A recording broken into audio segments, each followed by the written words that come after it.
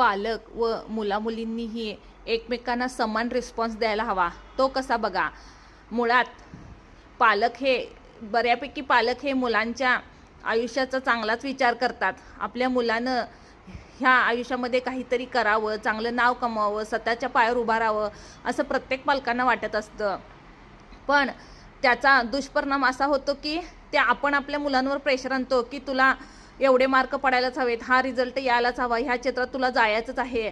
पण मुलांच्या मनाचा सुद्धा विचार करायला हवं. त्यांना काय आवडतं, त्यांना कोणत्या क्षेत्रात जायचं आहे, त्यांना कोणत्या क्षेत्रात यश येईल असं वाटतं, किंबहुना त्यांना एखादी संधी देऊन बघायला हवी. त्यात जर ते अपयशी ठरले तर ते परत आपलं ऐकतील किंवा दुसरा कोणता तरी चांगला निर्णय घेतील. पण त्यांच्यावर विश्वास ठेवायला हवा.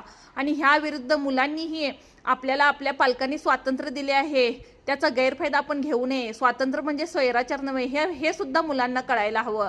आपले पालक आपल्यावर विश्वास ठेवून आपल्याला शिक्षणासाठी बाहेर पाठवतात, आपले कॉलेज लाईफ चांगलं व्हावं म्हणून ते प्रयत्न करतात. त्याचा मुलांनीही दुरुपयोग करू नये. हां, प्रत्येक गोष्ट करावी पण प्रमाणात. एन्जॉय करावा, प्रमाणात अभ्यास करावा, योग्य अभ्यास करावा, डिप्रेशन न घेता अभ्यास करावा आणि मार्काची रिझल्टची चिंता न करता मी कसं शिकलो, काय शिकलो, किती आनंदाने शिकलो, मला त्यातून काय समजलं, काय उमजलं, हे सुद्धा महत्त्वाचं आहे. त्यामुळं मुलांचा व पालकांचा ताळमेळ हवा. आधी त्यांच्यामध्ये सुसंवाद हवा आणि हे बऱ्यापैकी सर्वांना माहीत आहे आणि आजपर्यंत हे सर्वजण सांगतच आले आहेत. पण मी सुद्धा म्हटलं एक आपण छोटासा प्रयत्न करून बघूया. कारण माझा मुलगा सुद्धा आता 12वीला आहे. आम्ही त्याला केव्हा केव्हा रागवतोही आणि केव्हा केव्हा त्याला सैलही सोडतो. म्हणजे काही वेळा तू अभ्यास आत्ता केलंच पाहिजेस आणि थोड्या वेळानंतर जा बाहेर फिरून ये जा, असं सद्धर्म हे साम्य साधायला हवं. म्हणजे मुलांना सुद्धा डिप्रेशन येत नाही आणि तू इतके मार्क पाडलेस तरच तुझ्या आयुष्याचं काहीतरी चांगलं होईल असं तुम्ही म्हणू नका.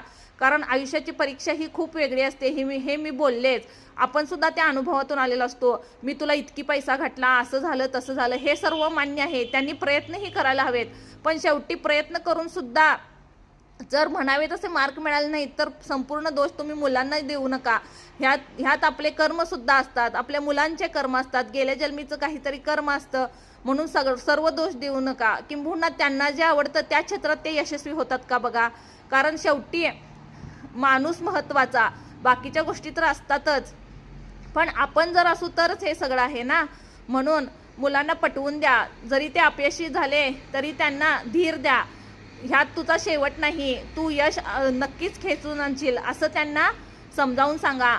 किंबहुना त्यांची अशी मैत्रीचे नाते निर्माण करा. हो ना.